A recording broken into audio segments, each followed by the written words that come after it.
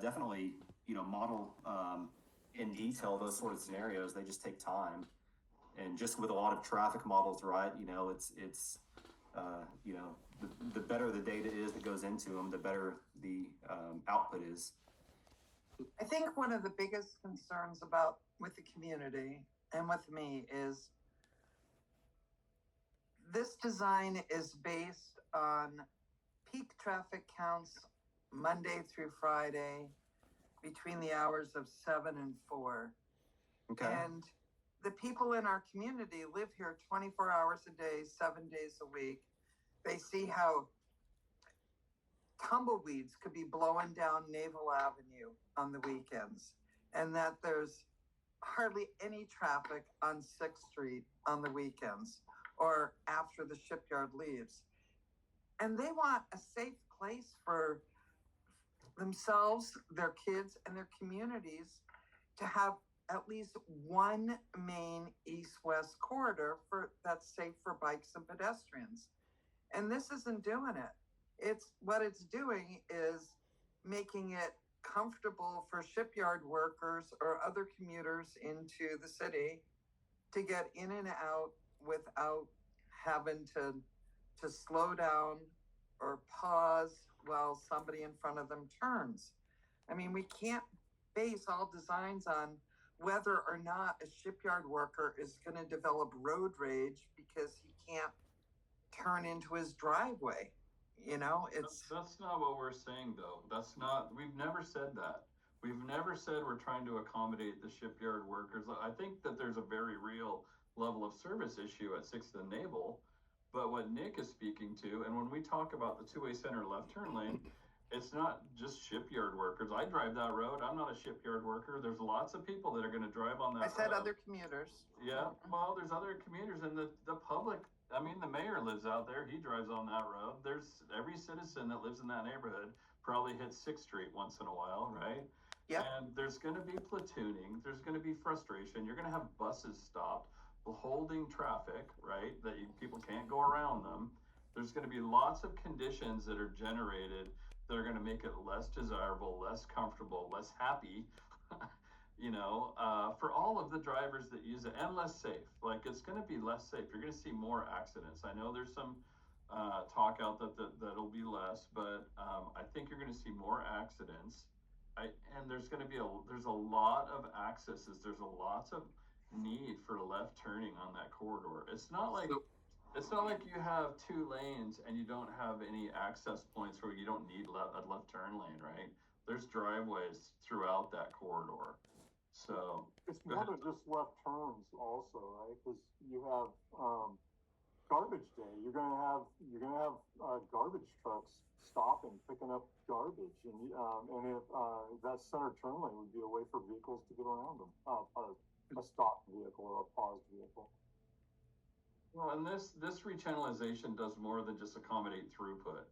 When you put the bike lanes in, you've got a buffer for the pedestrians. If you're walking on that sidewalk and there's a 5-foot bike lane, and if we put in candlesticks or some sort of protection, it's going to be that much better for every pedestrian that walks up and down that corridor. It also provides for crossing points, right? We're providing, I think, RRFBs, Nick, in a couple of locations with refuge islands to get across 6th Street mid-block. Like, there's a lot more to this. We keep saying that we just care about throughput and commuters. That's very little about what we care about, but we're trying to balance the whole thing for drivers, commuters, pedestrians, bicycle commuters. And honestly, going back to your point, Jane, I kind of wonder, I mean, this started because we thought we could do a road diet, get from 4 to 3, have less conflict points for vehicles, provide bike lanes. When we initially envisioned this, it wasn't protected bike lanes. It wasn't all ages and abilities. That's kind of a new thing that's, evolved over the last 18 to 24 months. So I'm not sure we have the right corridor for what we're talking about for all ages and abilities. Right? So where is the right corridor? And maybe we don't invest any more money in it. Right. Maybe we just stop Shane, now. Jeff is next. He has his hand up. I know. I was just going to say Jeff has his hand up. That's why my hand's up. Yeah. So I'll shut up. I'll go. Go ahead, Jeff. let me see if I can help with this center turn lane thing here. Maybe I'll make it worse. We'll find out. So I think it's kind of the burning question is currently, and I'm staring at the roll plot, as you go through it, I'm eyeballing it, but maybe a fourth of the whole project doesn't have the dedicated center turn lane. Like one example is between Roosevelt and Hewitt. There's a big section that's just hatched out.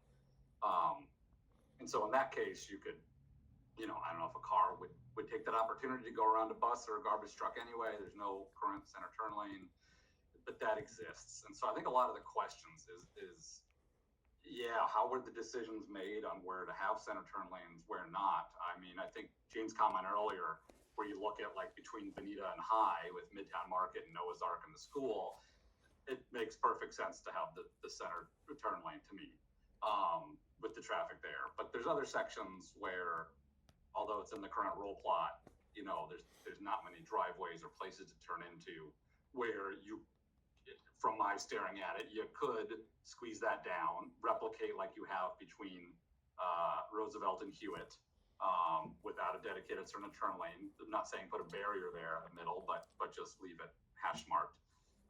In those places could have extra width and buffer for the bike lane. So I think I'm seeing this discussion of all center turn lane versus no center turn lane, and I think already the project is not all center turn lane, and how far can we get there? I think that's what a lot of community just wants to look at some more and see how much more can we squeeze out and maybe get even NACDO standard separated bike lanes for part of it. Yeah, I appreciate that comment, Jeff. So I feel like I'm hearing something different. I think I'm feeling like there is a desire to almost eliminate all of the center two-way left turn lanes. So I don't know, Jane, is that what you're hearing as well? And not just like sporadic pieces, because that doesn't really, contribute to providing a, maybe a all ages and abilities type facility for the entire corridor, because then you have a gap, right? So if we have a gap, then you have a gap in the corridor, and the perceived safety and comfort is going to be, potentially lower, right? So I just want to make sure I understand. So people don't ride the entire corridor. They might be riding 4 blocks to their school, right? So if those 4 blocks can be safe, you're going to have all ages there and all abilities. But the way it is now, there's no place, not one block where people could do that.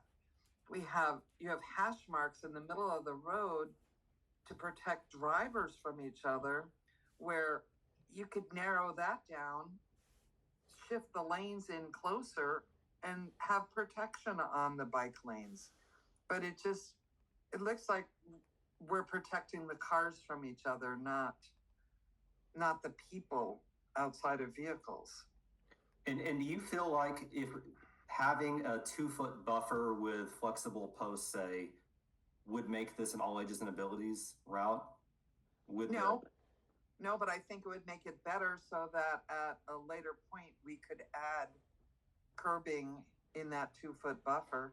Yeah, and I only bring that up because the majority of collisions between vehicles and cyclists happen at intersections and driveways, right? So we could put up, say we were putting up barriers, right, between driveways. We still have, 140 gaps, not even including transit stops on the corridor, right? So, and to your point, Jeff, about looking at areas, 100%, I would, love to explore areas where maybe we can get, some additional buffering in the bike lane.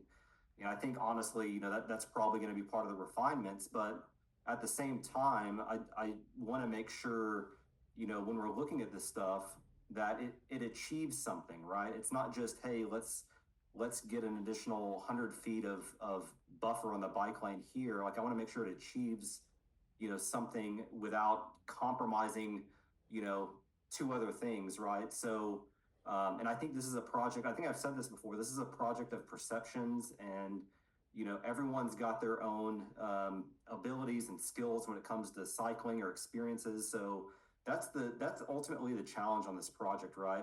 I feel like what we've been trying to say is we're trying to balance, 10 different things, right? And there's a huge push for one thing, right? And it maybe affects like three other things, and we're struggling with how to balance that. So when it comes to the refinements, absolutely, we can look at, you know, some of the things. I wouldn't call that a wholesale change. I think what I want to make sure in the scope of work is we're not going to come to this next open house meeting with an alternative that shows, you know, complete elimination of the center two-way left turn lane. We're not going to have an alternative that shows a two-way cycle track on one side of the roadway. Like, those are not going to be alternatives that we feel are viable that would make it to this next round of outreach.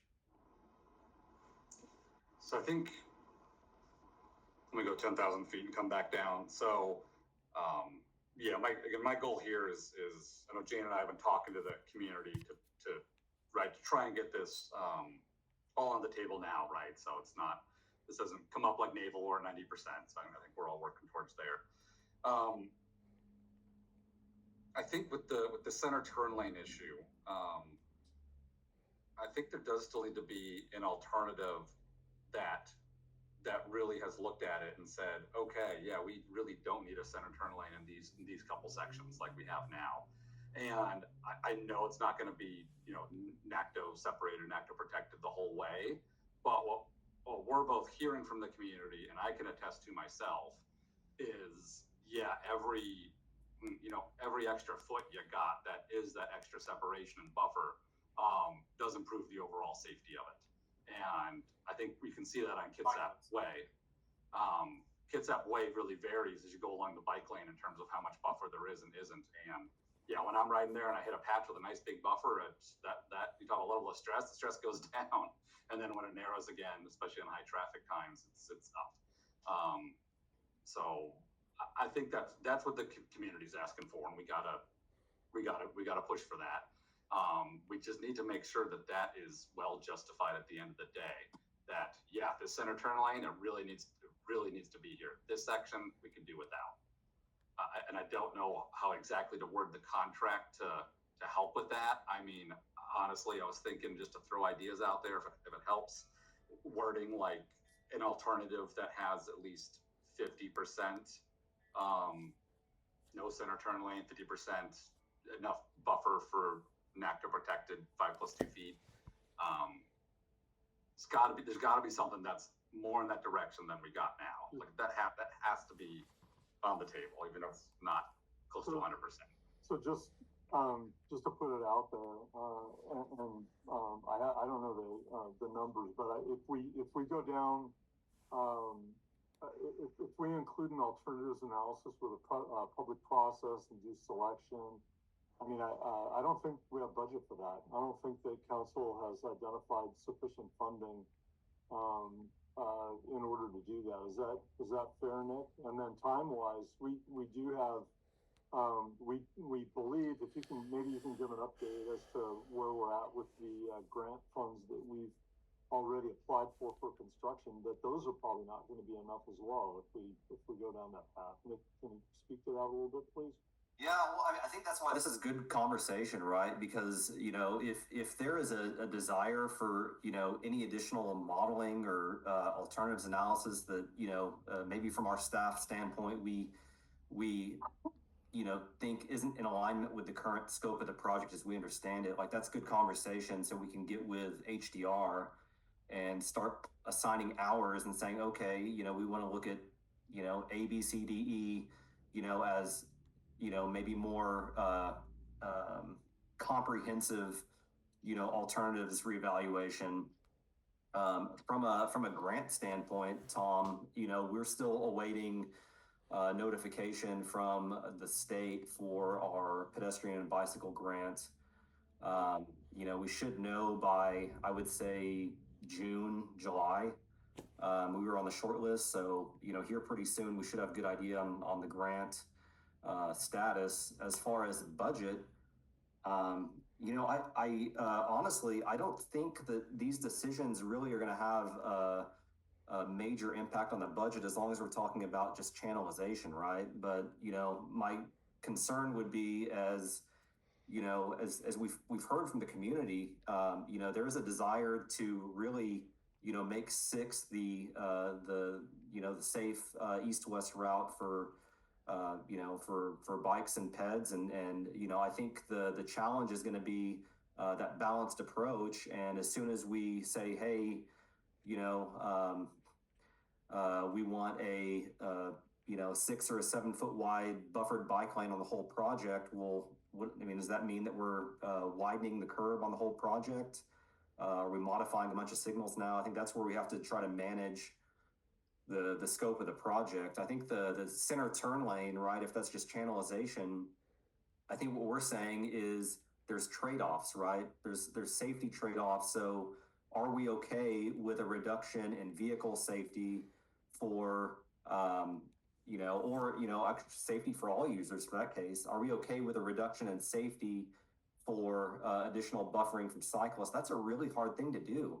Like that's a hard thing to do from a staff standpoint, right?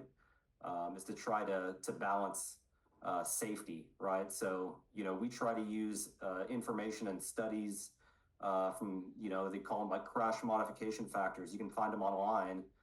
This is the crash modification factor going from a 4-lane to a 3-lane in an urban section with this many access points.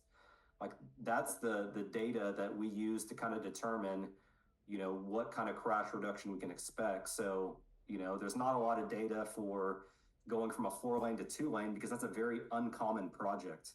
There's not a lot of projects that go from 4 lanes to 2 lanes with bike lanes. And I think for just cause, because a lot of these roadways have higher volumes, and the 3-lane roadway helps balance the operations and the needs of the roadway. So, I guess I'm kind of rambling, but I just. Well, Shane has his hand up. So Okay, Shane, perfect, thanks. Thanks, Nick. I don't know if you can see me at all or not, but I think what I'd like to do is, Jeff, do you have more items that you wanted us to take a look at before we start talking schedule and budget and that type of thing? I think it'd be nice to understand like all the items that you had, and then we can kind of sort of react to that too. And there may be more.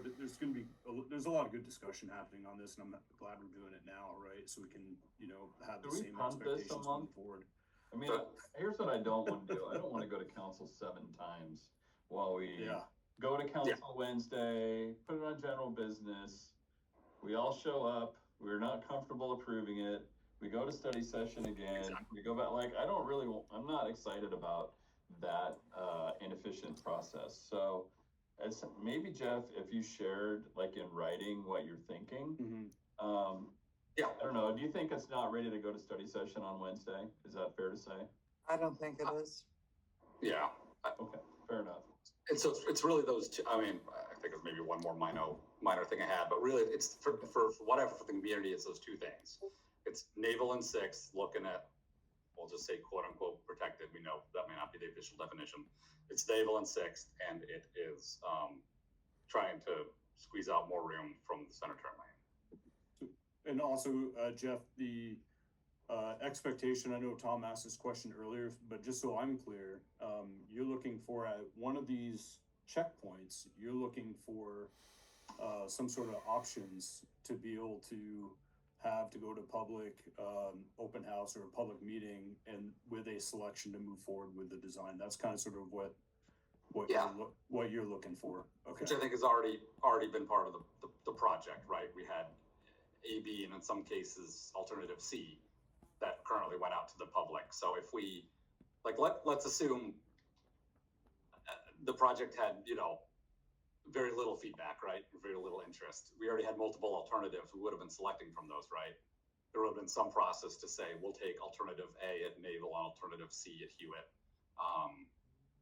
So I think I feel like it's already been baked into the project, unless I'm missing something there.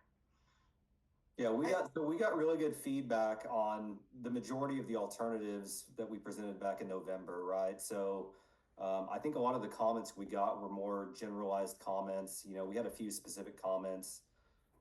So I think that's kind of how the scope is laid out now. We didn't want to be too specific. We didn't want to, tie ourselves into just focusing on certain things. So, I don't see any issue with adding, language as long as it's, not, not something that would be outside the scope of, the rechannelization project, right? So, I want to know what you expected to do at the public meeting that's already planned. Were you just going to say, this is what we're going to build? Or was it going to be taking information from the public in July and finding out what their thoughts were? it would be getting input. We would have, probably a handful of alternatives and different, variations that we would get input on. I think that, it'd probably be a little bit more focused, right? But, it'd still be an opportunity for input. It would be an opportunity for, comments that, could impact, some of the decision making, right? Our decision making isn't 100% based on public input, right? There's some technical and regulatory type things that go into decision making. So certainly would be an opportunity to get for the public to provide input, but we would try to keep that as focused as possible to make sure we had clear input that would help us keep the project moving forward. Well, we anticipated having a completed design report right now that had like a 10% design level and like a decision on an alternative. We expected to go through the public process and then at the end of the first scope of work that HDR did, have a clear, like, this is a design path forward. We don't have that. Right. We don't have a clear design path forward, and we did not complete the design report. So, and we held it because of this, right? We held it back because it feels like there still needs to be more discussion. I think it is getting more input, and it's hopefully informing us I don't know how we solve all of this, quite honestly. It feels like we're very far apart, which is unfortunate, but that feels like that's where we are. There's a strong interest in the protected bike lanes and the all ages and abilities, and there's not a lot of other users that are very vocal, right? Quite honestly. So, but we have to consider everybody, and we also have to do something, just so you know, as engineers, we have a PE for safety. Like, that's really primarily why I have a PE and why Tom has one. And so if we just go do something that kind of meets a standard, but doesn't really meet a standard, and then somebody gets hurt on that, and an example is Kitsap County put in a crosswalk and they didn't have adequate lighting because they focused on getting the crosswalk in and not getting the lighting in, and they got that done. And then a woman got killed in that intersection. Kitsap County paid out a lot of money for that, right? So if we do something, and we talk about what is a protected intersection, what is a protected bike lane, then we talked about an enhanced, what's the right language, right, Jeff? Like, what's the right language for what we're trying to do, this middle ground standard? I don't think we can call something that doesn't meet a robust standard for a protected bike lane, a protected bike lane. And I don't think we can call something that doesn't meet the actual robust standard for a protected intersection, a protected intersection. So we got to be careful about, I'd be able to do it, but if somebody gets hurt in it, then I think there's a risk associated with that, right? I should just, we can wrap this up soon. I can send you the protected intersection design, because I don't want to use the wrong word. But I believe it is very much based on modern accepted design standards. Right. So I want to be clear, it's not just a MS Paint But drawing. when we talk about the corridor and we talk about all the access points and all the break and the protection of the bike lane and what the width would have to be for the bike, like, remember we were talking about like 5 feet, including the gutter pan plus some candlesticks at one point. That seemed like maybe was going to be adequate. I'm not sure that's adequate anymore. But you're not going to have a true all ages and abilities protected bike lane unless you add a lot of width to both sides of the roadway for bike. Yeah, I don't think, right? I don't hear the community using that term, all ages and abilities. So I think I almost want to move away from that. I think it's pushing for, honestly, what's the best we can do, right? What's the best we can put out there that's feasible? So in that case, if you can get the full NACDO standard of 5+2 in some cases, fantastic. If in some cases we really can't and we end up with 5 plus candlesticks, like we have in existing parts of the city, then okay, so be it. It's again, it's just getting on the table there. I think the last thing I want to say is in talking to Marco DeChico, who's been, worked for the school district and the busing, and he's like their operations, and talking to him about where they want the kids to walk or ride their bike, it's not 6th Street. Like, in talking to him, it's like 5th Street is the road they would, 4th or 5th is where they would want to go east-west to get to Naval Avenue School. So that kind of goes back to, is this even the right road for that discussion? So, Well, Marco's also telling parents who live 5 blocks away from Naval Avenue that they should drive their kids to school. mhm. And he also apparently told staff or your consultant, because I was told this at the first meeting, that he has a walking school bus for Naval Avenue, which he does not. Not I one don't know what parent that has means. ever heard of. It means where one parent starts at the house furthest away, and that kid, starts walking, and then they stop at all the other houses so that they have a big group, and it's a safer way of kids walking to school. Like they band together as they Yeah. walk. Okay. Yeah. Got it. So they've got like one adult with them kind of watching them over. So, but that's not there. So I take and we have to have some place east-west for people to go. And we don't have anything right now. So, and then I have one question on, is there any studies that show a 2-lane street is inherently more dangerous than a 3-lane street? Yeah, FHWA has crash modification factors for conversion of a 2-lane roadway to a 3-lane roadway. So you kind of have to do the inverse, right? Because you typically don't see the opposite, but wrote it down here somewhere. There's a reason It was like a 26% decrease in severe injury crashes. Could you send that to me? Yeah. I would just a reminder. I don't know if there's public still on the call, but we had a resident send us a study. I think it was out of California. But I just want to remind people, just be really careful with the sources of your studies and assumptions, things like that. We had a study sent to us that had all sorts of different issues with the way they performed the study, and they weren't comparing the same street, they were comparing like streets, and they didn't consider access points. So just a reminder, as you see things, I mean, things can look really good from the surface, but really dig into the details and kind of take into account the full picture before you hear something. But yeah, I'll definitely send that study over to you, Jane. Okay. And just remember, there's a reason why it's called the suicide lane. Okay. Yeah, can you imagine if that center 2-lane center? Oh, 2 left turn lanes aren't a suicide lane. The suicide lane is a lane that actually switched directions from one direction to the other. So that's if you look up a suicide lane, and it's not a 2-way left turn. I grew up with them in Tucson. They were bad. Yeah. So Shane, did you have something you needed to add? And I'm not sure how we're leaving this. Like, it sounds like we want to pull this for study session. Yep. But pull from study how do we session. move it?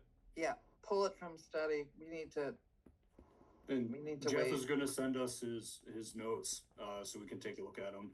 I can do that, and that's the Okay. community members with design. I think Okay. we've already got your emails today.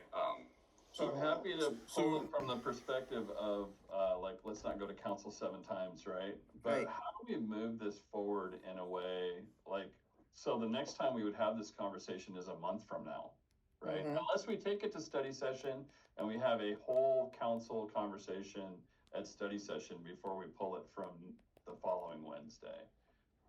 I'm not sure what the right answer is. I can't quite see the path forward, how to move this forward and present it to all council. Can I also, before, right? just to tag on to that, so we're hearing from 2 council members right now, and, Right. and we got here because we thought we were following exactly what council asked us to do, right? That's how we ended up with this alternative.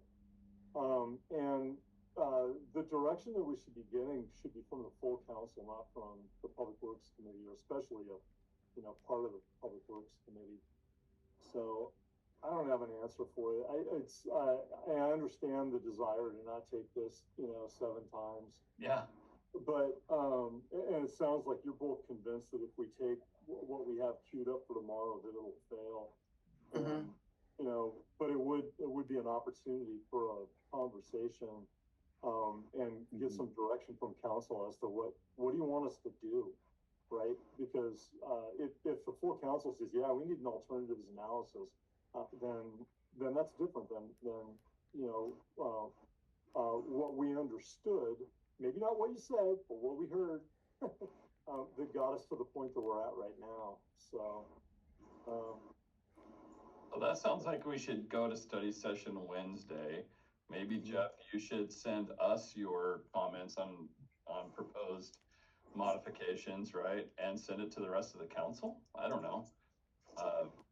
Maybe that's the discussion that needs to happen on Wednesday. Cause right now, the thing that you would do is bring it forward $350,000 to go do a public outreach, continue the, try to get to the right alternative and then design the darn thing. right. And we don't have any, like, I think it's fair to say, Nick, that we're out of budget to do much more until we get an amendment with HDR, right? So we're kind of in limbo until we approve something to approve budget for HDR. Is that true? Yeah, I mean, we've got a little bit of budget, but I mean, yeah, this is the time right now to handle the amendment and make sure we're getting the right assumptions in there. And that gives us an opportunity to get back with HDR and figure out how that impacts the current budget for the amendment. Yeah, I'm good with study session. I think you absolutely will hear trying to do, sorry, Maxie, one sec, buddy. I think you will hear from at least 4 council members, with these same concerns on just how we move forward. But yeah, I can send that in. I think we can still have the discussion, Jane, obviously, if you agree there. Yep. Yeah. And I don't think we're that far apart, honestly. I think it's some honestly minor modifications to this existing contract language, and just adding in at least one checkpoint there.